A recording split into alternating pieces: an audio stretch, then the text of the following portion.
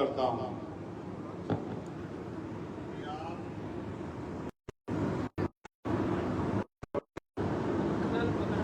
सबसे पहले तो मैं आप सबका धन्यवाद करता हूं कि आप यहां आए और ऐसे माहौल में आए जिसकी सूचना मुझे दिल्ली में बैठे मिल रही थी। अपनी बात को शुरू करने से पहले धन्यवाद करता हूं।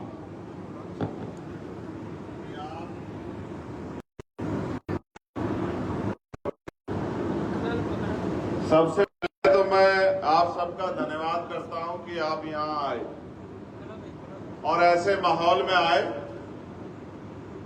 जिसकी सूचना मुझे दिल्ली में बैठे मिल रही थी। अपनी बात को शुरू करने से पहले मैं बहुजन समाज में जन्मे सभी संतों, गुरुओं और महान पुरुषों को नमन करता हूं।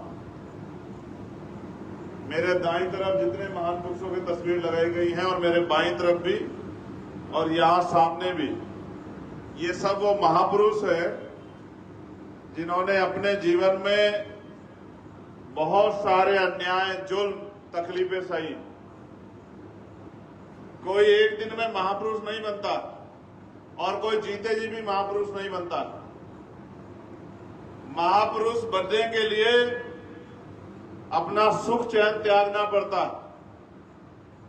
अन्याय, अत्याचार, जुल्म, जाति सहनी पड़ती है, उनका मुकाबला करना पड़ता है, तकलीफें सहनी पड़ती है और अपने जीवन को समाज के नाम समर्पित करना पड़ता है। और व्यक्ति के जाने के बाद समाज निर्धारित करता है कि वो महापुरुष था या कोई आम आदमी था। आदमी 100 अच्छे काम करे, एक गलती कर दे, वहीं समाज उसको छोड़ देता है। मैं गुरु घासीदास जी की पावन इस धरती पर पुनः आप सबका अभिनंदन, वंदन, जय भीम आप सब लोगों को करता हूं। मैं पिछली बार आया था जांजगीर चांपा में और मैंने आपको विश्वास दिलाया था कि हम जहां लड़े हैं लोकसभा का चुनाव, वहां हम लगभग 1.5 लाख वोटों से लोकसभा का चुनाव जीत रहे हैं। आप मेरी रिकॉर्डिंग उठा के चेक करवा लो। मैं कह के गया था कि 1.5 लाख वोटों से जीतेंगे और 1.5 लाख से ज्यादा वोटों से जीते हैं। और मगर मुझे भरोसा था कि जांजगीर चांपा के लोग भी हिम्मत जुटाएंगे, लेकिन आप लोग नहीं जुटा पाए, कोई बात नहीं। लेकिन आज जब मैं यहां आया हूं तो मेरे मन में कोई चुनावी बात नहीं, मेरे मन में कोई स्वागत की बात भी नहीं। मेरे मन में तकलीफ है कि मुझे आपके बीच बहुत पहले आ जाना चाहिए था, लेकिन मैं क्या करूं। आपने जो जिम्मेदारी देके मुझे भेजा है पार्लियामेंट में, वो पार्लियामेंट का सेशन कल खत्म हुआ और कल सेशन खत्म हुआ। आज आपका भाई चंद्रशेखर आजाद आपके बीच में है। मैं सुबह 4 बजे उठ के चला था कि मुझे आपके बीच में जाना है। मेरा आपका वोट का रिश्ता नहीं है, मेरा आपका खून का रिश्ता है, मेरा आपका विचारों का रिश्ता है, मेरा आपका संघर्ष का रिश्ता है, मेरा आपका दर्द का रिश्ता है। और उस दर्द के रिश्ते के नाते आपका भाई मुझे यहां की घटना के बारे में पता लगा और आज मेरे माध्यम से देश और दुनिया में बैठे हमारे लोग जानेंगे कि सतनामी क्या है। ये भी जानेंगे कि यहां जो हुआ वो कैसे हुआ और ये भी जानेंगे कि आज के बाद जो यहां होगा उसके बाद क्या होगा, ये भी जानेंगे। मेरी बात को आप लोग याद रखें। पहले जानिए दुनिया में रहने वाले लोगों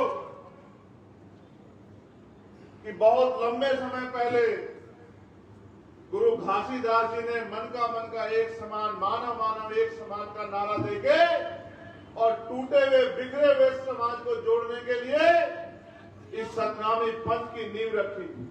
और ये एक ऐसा पंथ है जो सिर्फ प्रेम की भाषा समझता है, जो सिर्फ प्रेम करता है, सम्मान करता है, जिनका झंडा भी सफेद रंग का है और सफेद रंग जो निशानी है वो अहिंसा की निशानी है, वो निशानी है भाईचारे की।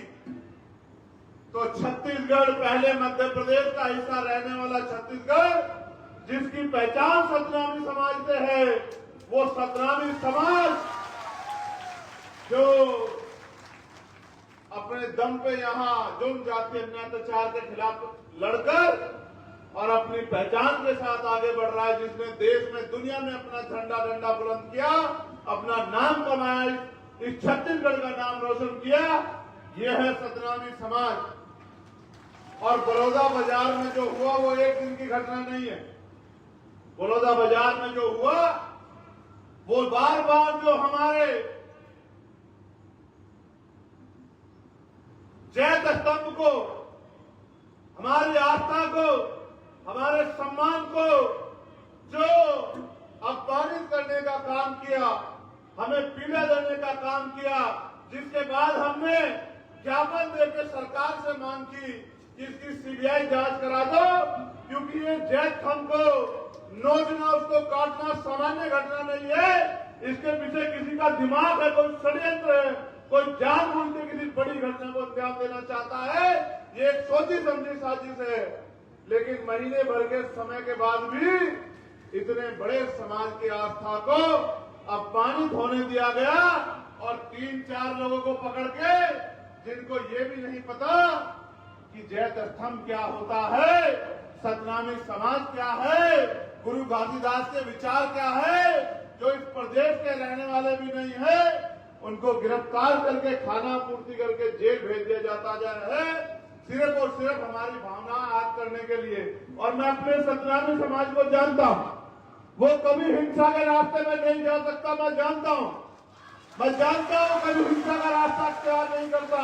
अगर वो हिंसा का रास्ता इख्तियार करने वाला समाज होता तो इनकी तरफ आंख उठाने वाला व्यक्ति छत्तीसगढ़ में दिखाई नहीं देता। मैं अपने समाज की ताकत को जानता हूं। लेकिन ये तो संविधान को मानने वाले लोग हैं, ये तो गुरु घासीदास को मानने वाले लोग हैं, ये तो बाबा साहब अम्बेडकर को मानने वाले लोग हैं, ये तो माननीय काशीराम साहब को मानने वाले लोग हैं। ये कभी हिंसा का सहारा नहीं लेते। ये तो जिस दिन इकट्ठा हुए थे अपनी बात को कहने के लिए इकट्ठा हुए थे, लेकिन इनकी भीड़ में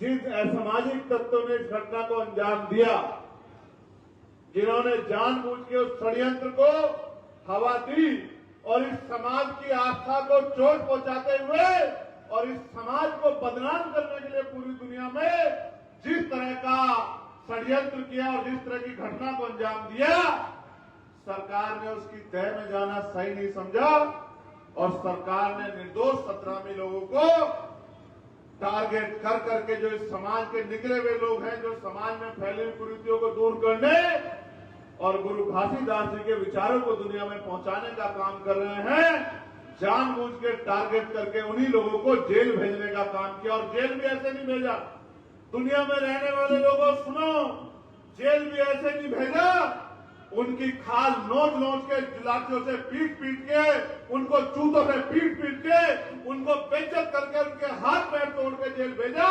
और आज मेरे भाई, मेरा परिवार जेलों में सड़ रहा है। ये इस सरकार और इस सरकार के निकम्मे प्रशासन की देन है। क्या इस प्रशासन को नहीं पता था इनका एलआईयू का फेलियर है, इनके इंटेलिजेंस का फेलियर है? इनको नहीं पता था। आज तो इनको पता था कितने लोग आएंगे। आज तो जगह जगह बैरिकेडिंग लगा दी, आज तो गांव गांव में अनाउंसमेंट करा दिया कि मुकदमे हो जाएंगे, जेल भेज दिए जाओगे। आज तो डराने का काम किया। 1 महीना हमारे लोग आंदोलन करते रहे कि इसकी सीबीआई जांच करा दो, तब तो गहरी नींद में सो रहे थे। क्या हम नहीं जानते क्या हुआ? क्या हम बच्चे हैं? क्या हम दूध पीते बच्चे हैं? हमें नहीं पता कि किस तरह आंदोलन को कुचला जाता है, किस तरह से जो है आंदोलन को बदनाम किया जाता है, किस तरह अपने गुंडे भीड़ में घुसाकर और सतनामी समाज के निर्दोष युवाओं पे झूठे मुकदमे लगा के क्या करना चाहते हो, क्या दिखाना चाहते हो? आपको क्या लगता है कि डर जाएंगे? आपको क्या लगता है छिप जाएंगे? आदमी एक बार पैदा होता है, एक बार मरता है। याद रखना सरकार के लोगों, एक बार के बाद दोबारा नहीं मरता और एक बार के बाद दोबारा पैदा नहीं होता। मैं आपसे भी कहना चाहता हूं, बुजदिल तो नहीं हो, बहादुर लोगों, क्या हो गया तुम्हें? किस बात से डर रहे हो? जेल तो क्रांतिकारियों का गहना होती है। और इतिहास याद करो, यह मुल्क जब आजादी पाया तो कितने लोगों ने शहादत दी, कितने क्रांतिकारियों ने शहादत दी, कितने लोगों ने जेल काटी, किस चीज से डर रहे हो? धन्यवाद करता हूं।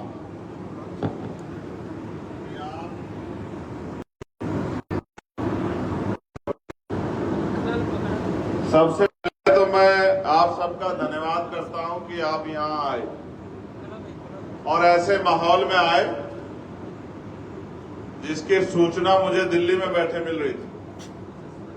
अपनी बात को शुरू करने से पहले मैं बहुजन समाज में जन्मे सभी संतों, गुरुओं और महान पुरुषों को नमन करता हूं। मेरे दाईं तरफ जितने महान पुरुषों की तस्वीर लगाई गई है और मेरे बाईं तरफ भी और यहां सामने भी, ये सब वो महापुरुष है जिन्होंने अपने जीवन में बहुत सारे अन्याय, जुल्म, तकलीफें सही। कोई एक दिन में महापुरुष नहीं बनता और कोई जीते जी भी महापुरुष नहीं बनता। महापुरुष बनने के लिए अपना सुख चैन त्यागना पड़ता, अन्याय, अत्याचार, जुल्म, जाति सहनी पड़ती है, उनका मुकाबला करना पड़ता है, तकलीफें सहनी पड़ती है और अपने जीवन को समाज के नाम समर्पित करना पड़ता है। और व्यक्ति के जाने के बाद समाज निर्धारित करता है कि वो महापुरुष था या कोई आम आदमी था। आदमी 100 अच्छे काम करे, एक गलती कर दे, वहीं समाज उसको छोड़ देता है। मैं गुरु घासीदास जी की पावन इस धरती पर पुनः आप सबका अभिनंदन, वंदन, जय भीम आप सब लोगों को करता हूं। मैं पिछली बार आया था जांजगीर चांपा में और मैंने आपको विश्वास दिलाया था कि हम जहां लड़े हैं लोकसभा का चुनाव, वहां हम लगभग 1.5 लाख वोटों से लोकसभा का चुनाव जीत रहे हैं। आप मेरी रिकॉर्डिंग उठा के चेक करवा लो। मैं कह के गया था कि 1.5 लाख वोटों से जीतेंगे और 1.5 लाख से ज्यादा वोटों से जीते हैं। और मगर मुझे भरोसा था कि जांजगीर चांपा के लोग भी हिम्मत जुटाएंगे, लेकिन आप लोग नहीं जुटा पाए, कोई बात नहीं। लेकिन आज जब मैं यहां आया हूं तो मेरे मन में कोई चुनावी बात नहीं, मेरे मन में कोई स्वागत की बात भी नहीं। मेरे मन में तकलीफ है कि मुझे आपके बीच बहुत पहले आ जाना चाहिए था, लेकिन मैं क्या करूं। आपने जो जिम्मेदारी देके मुझे भेजा है पार्लियामेंट में, वो पार्लियामेंट का सेशन कल खत्म हुआ और कल सेशन खत्म हुआ। आज आपका भाई चंद्रशेखर आजाद आपके बीच में है। मैं सुबह 4 बजे उठ के चला था कि मुझे आपके बीच में जाना है। मेरा आपका वोट का रिश्ता नहीं है, मेरा आपका खून का रिश्ता है, मेरा आपका विचारों का रिश्ता है, मेरा आपका संघर्ष का रिश्ता है, मेरा आपका दर्द का रिश्ता है। और उस दर्द के रिश्ते के नाते आपका भाई मुझे यहां की घटना के बारे में पता लगा और आज मेरे माध्यम से देश और दुनिया में बैठे हमारे लोग जानेंगे कि सतनामी क्या है। ये भी जानेंगे कि यहां जो हुआ वो कैसे हुआ और ये भी जानेंगे कि आज के बाद जो यहां होगा उसके बाद क्या होगा, ये भी जानेंगे। मेरी बात को आप लोग याद रखें। पहले जानिए दुनिया में रहने वाले लोगों कि बहुत लंबे समय पहले गुरु घासीदास जी ने मन का एक समान, मानव मानव एक समान का नारा देके और टूटे हुए, बिखरे हुए समाज को जोड़ने के लिए इस सतनामी पंथ की नींव रखी। और ये एक ऐसा पंथ है जो सिर्फ प्रेम की भाषा समझता है, जो सिर्फ प्रेम करता है, सम्मान करता है, जिनका झंडा भी सफेद रंग का है और सफेद रंग जो निशानी है वो अहिंसा की निशानी है, वो निशानी है भाईचारे की। तो छत्तीसगढ़, पहले मध्य प्रदेश का हिस्सा रहने वाला छत्तीसगढ़, जिसकी पहचान सतनामी समाज से है, वो सतनामी समाज जो अपने दम पे यहां जुल्म, जाति, अन्याय, अत्याचार के खिलाफ लड़कर और अपनी पहचान के साथ आगे बढ़ रहा है, जिसने देश में, दुनिया में अपना झंडा डंडा बुलंद किया, अपना नाम कमाया, इस छत्तीसगढ़ का नाम रोशन किया। यह है सतनामी समाज। और बड़ौदा बाजार में जो हुआ वो एक दिन की घटना नहीं है, बड़ौदा बाजार में जो हुआ, वो बार बार जो हमारे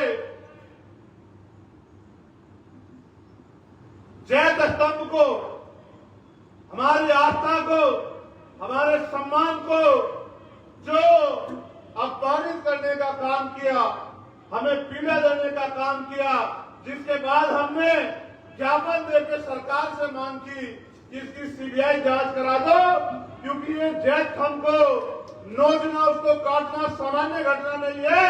इसके पीछे किसी का दिमाग है, कोई षड्यंत्र है, कोई जानबूझ के किसी बड़ी घटना को अंजाम देना चाहता है। ये एक सोची समझी साजिश है।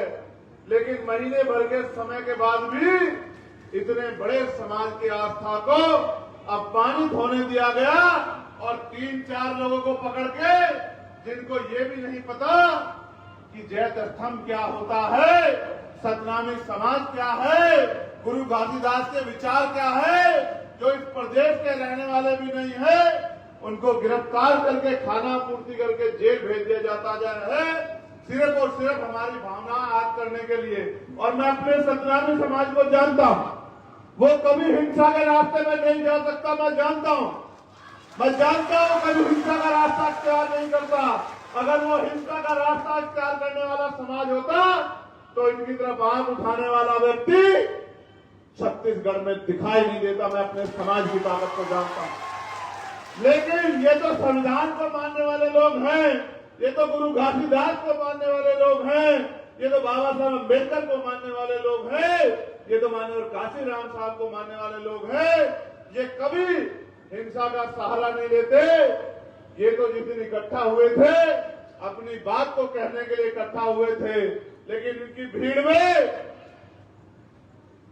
जिन असामाजिक तत्वों ने इस घटना को अंजाम दिया, जिन्होंने जानबूझ के उस षड्यंत्र को हवा दी और इस समाज की आस्था को चोट पहुंचाते हुए और इस समाज को बदनाम करने के लिए पूरी दुनिया में जिस तरह का षड्यंत्र किया और जिस तरह की घटना को अंजाम दिया, सरकार ने उसकी तह में जाना सही नहीं समझा और सरकार ने निर्दोष सतनामी लोगों को टारगेट कर करके, जो इस समाज के निकले हुए लोग हैं, जो समाज में फैली हुई कुरीतियों को दूर करने और गुरु घासीदास जी के विचारों को दुनिया में पहुंचाने का काम कर रहे हैं, जानबूझ के टारगेट करके उन्हीं लोगों को जेल भेजने का काम किया। और जेल भी ऐसे नहीं भेजा, दुनिया में रहने वाले लोगों सुनो, जेल भी ऐसे नहीं भेजा, उनकी खाल नोच नोच के, लाठियों से पीट पीट के, उनको जूतों से पीट पीट के, उनको बेइज्जत करके उनके हाथ पैर तोड़ के जेल भेजा।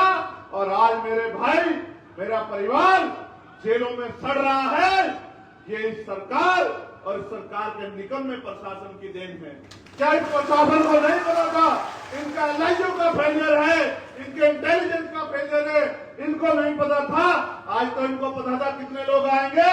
आज तो जगह जगह बैरिकेडिंग लगा दी, आज तो गांव गांव में अनाउंसमेंट करा दिया कि मुकदमे हो जाएंगे, जेल भेज दिए जाओगे। आज तो डराने का काम किया। 1 महीना हमारे लोग आंदोलन करते रहे कि इसकी सीबीआई जांच करा दो, तब तो गहरी नींद में सो रहे थे। क्या हम नहीं जानते क्या हुआ? क्या हम बच्चे हैं?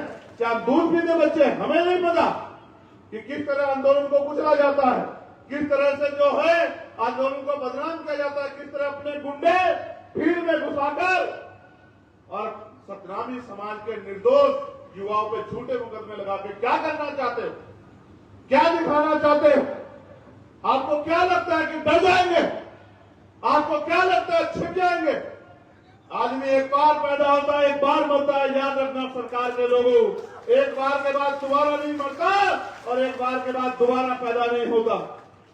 मैं आपसे भी कहना चाहता हूं, बुजदिल तो नहीं हो, बहादुर लोगों, क्या हो गया तुम्हें? किस बात से डर रहे हो? जेल तो क्रांतिकारियों का गहना होती है। और इतिहास याद करो, यह मुल्क जब आजादी पाया तो कितने लोगों ने शहादत दी, कितने क्रांतिकारियों ने शहादत दी, कितने लोगों ने जेल काटी? किस चीज से डर रहे हो?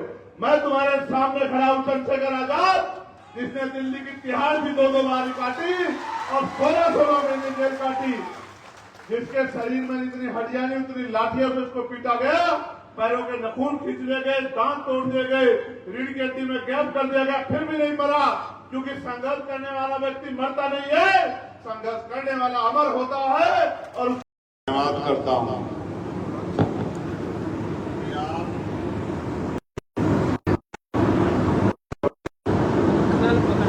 सबसे पहले तो मैं आप सबका धन्यवाद करता हूं कि आप यहां आए और ऐसे माहौल में आए जिसकी सूचना मुझे दिल्ली में बैठे मिल रही थी। अपनी बात को शुरू करने से पहले मैं बहुजन समाज में जन्मे सभी संतों, गुरुओं और महान पुरुषों को नमन करता हूं। मेरे दाईं तरफ जितने महान पुरुषों की तस्वीर लगाई गई हैं और मेरे बाईं तरफ भी और यहां सामने भी, ये सब वो महापुरुष है जिन्होंने अपने जीवन में बहुत सारे